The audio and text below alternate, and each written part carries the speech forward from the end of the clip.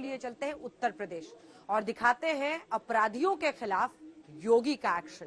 दरअसल उमेश पाल हत्याकांड में जो मुख्य सूत्रधार माना जा रहा है, माफिया डॉन अतीक अहमद का करीबी राजदार माना जा रहा है, उस शख्स को यूपी पुलिस ने गिरफ्तार कर लिया है और गिरफ्तारी के बाद वो एक एक राज उगल रहा है। आइए आपको अपनी इस रिपोर्ट में दिखाते हैं 36 नंबर के कमरे से क्या है इस शख्स का कनेक्शन।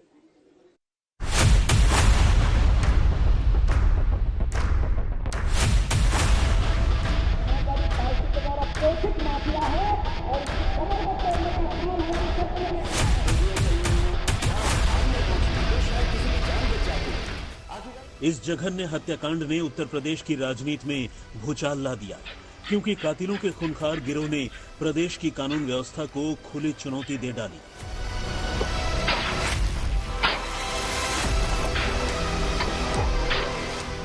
क्योंकि आरोप यही है कि हत्याकांड के तार अहमदाबाद जेल में कैद यूपी के माफिया सरगना अतीक अहमद से जुड़े हुए हैं।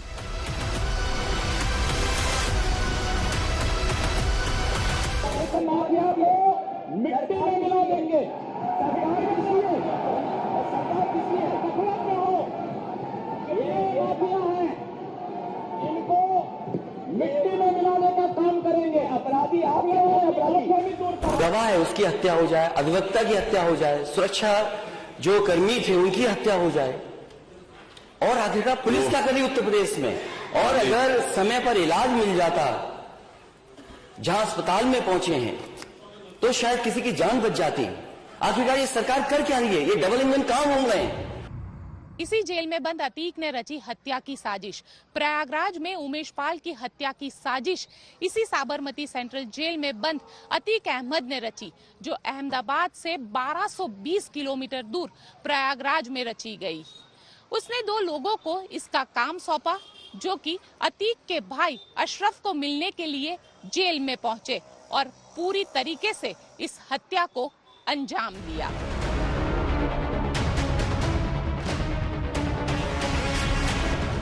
उमेश पाल हत्याकांड को अंजाम देने से पहले उमेश पाल के हर एक मूवमेंट पर नजर रखी गई, महीनों तक रेकी की गई। हत्यारे जानते थे कि उमेश पाल हमेशा अपने गनर के साथ चलता है और उन गनरों के पास कार्बाइन जैसा खतरनाक हथियार होता है। यही वजह थी कि उमेश पाल के हत्याकांड को अंजाम देने के लिए टारगेट रखा गया कि वारदात को महज 60 सेकंड के अंदर पूरा करना होगा, और शूटरों ने सिर्फ 44 सेकंड में उमेश पाल पर फायरिंग और बमबाजी कर हत्याकांड को अंजाम दे दिया।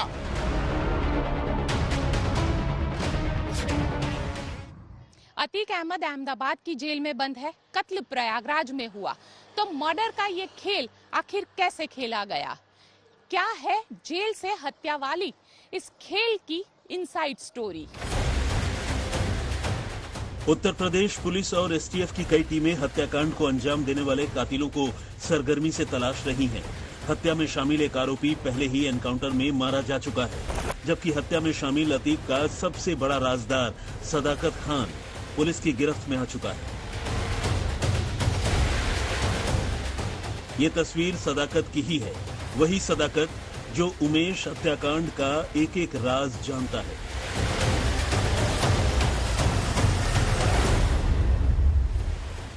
चौंकाने वाली बात यह है कि सदाकत ने तालीम कानून की ली, दुनिया को दिखाने के लिए वकील था, लेकिन हकीकत में अपराध की दुनिया का खिलाड़ी था।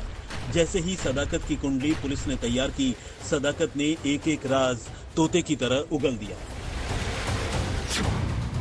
अतीक के गुर्गे का कबूलनामा नंबर 1। अतीक अहमद की रजामंदी के बाद हत्या का प्लान बना। अतीक के गुर्गे का कबूलनामा नंबर 2। अहमदाबाद जेल में अतीक अहमद को मर्डर का प्लान बताया गया। अतीक के गुर्गे का कबूलनामा नंबर 3। बरेली जेल में अतीक के भाई अशरफ ने शूटरों को ठेका दिया। अतीक के गुर्गे का कबूलनामा नंबर 4। किसी को शक न हो, लिहाजा मुस्लिम हॉस्टल में हत्या की प्लानिंग हुई। अतीक के गुर्गे का कबूलनामा नंबर 5। मुस्लिम हॉस्टल के कमरा नंबर 36 में शूटरों के साथ मीटिंग हुई। अतीक के गुर्गे का कबूलनामा नंबर 6। मीटिंग के दौरान अतीक और अशरफ कॉल से जुड़े। सदाकत ने कबूल किया है कि हत्या की पूरी प्लानिंग मुस्लिम हॉस्टल के रूम नंबर 36 में की गई।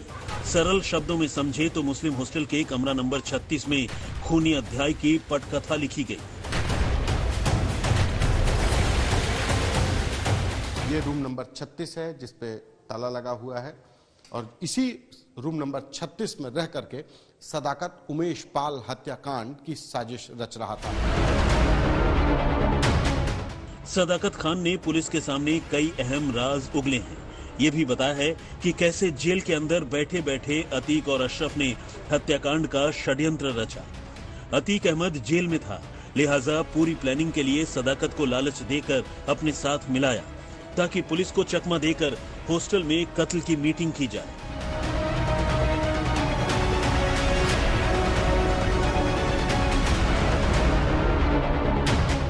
पुलिस के मुताबिक उमेश पाल हत्याकांड के बाद वायरल सीसीटीवी फुटेज में जो शूटर दुकान से गोलियां चला रहा है उसकी पहचान गुलाम के रूप में हुई है।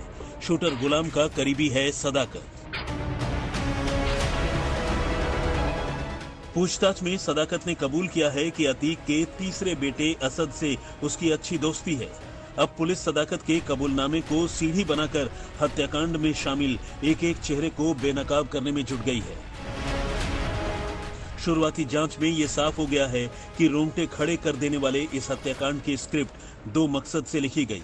पहला मकसद, उमेश पाल को रास्ते से हटाकर उन तमाम गवाहों को सीधा संदेश देना जो माफिया के खिलाफ मुंह खोल रहे हैं। दूसरा मकसद, लोगों के दिलों में एक बार फिर दहशत भर देना ताकि कोई पुलिस का दरवाजा खटखटाने से पहले एक बार नहीं बल्कि 1000 बार सोचे। तो क्या उमेश पाल हत्याकांड के बाद कातिल अपने मकसद में कामयाब हो गए या फिर यह हत्याकांड कातिलों की सबसे बड़ी गलती साबित होगी?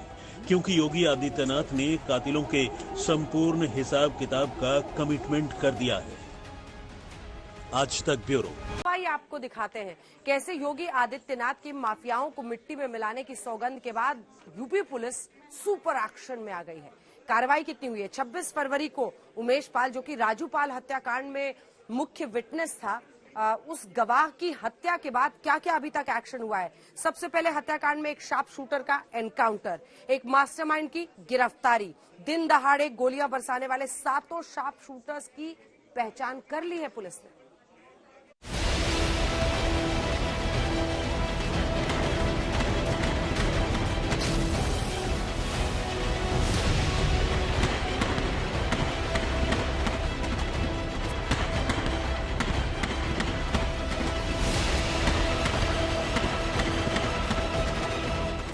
माफिया को मिट्टी में मिला देंगे।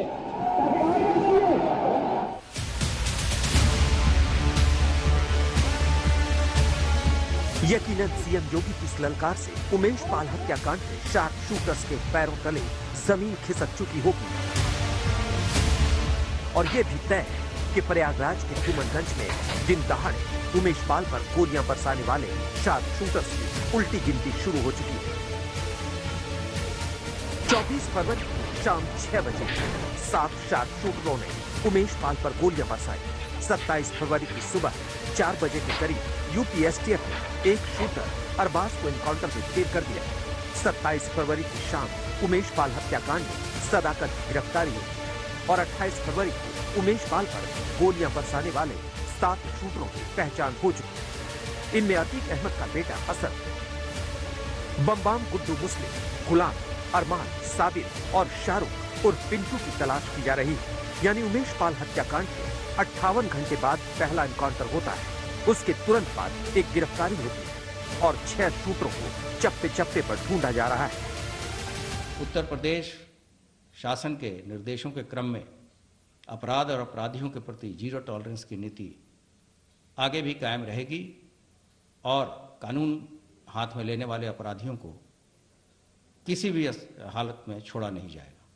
इस माफिया को मिट्टी में मिला देंगे। यूपी में माफियाओं को मिट्टी में मिलाने की सौगंध सीएम योगी ने खाई है और एक्शन में पूरे उत्तर प्रदेश की पुलिस और अफसर आ चुके हैं और एक एक शार्प शूटर के लिए जाल बिछा रहे हैं। 44 सेकंड के भीतर उमेश पाल और उनके गनर संदीप निषाद की निर्मम हत्या कर दी जाती है। हत्याकांड में सभी शूटरों को लीड कर रहा था अतीक अहमद का बेटा असद इलाहाबाद यूनिवर्सिटी के मुस्लिम हॉस्टल में रची गई साजिश। अब हत्याकांड के 6 मोस्ट वांटेड शार्प शूटर्स पर पुलिस ने 50-50 हजार का इनाम घोषित किया है। हत्याकांड में शामिल अपराधियों के घरों पर बुलडोजर चलेगा।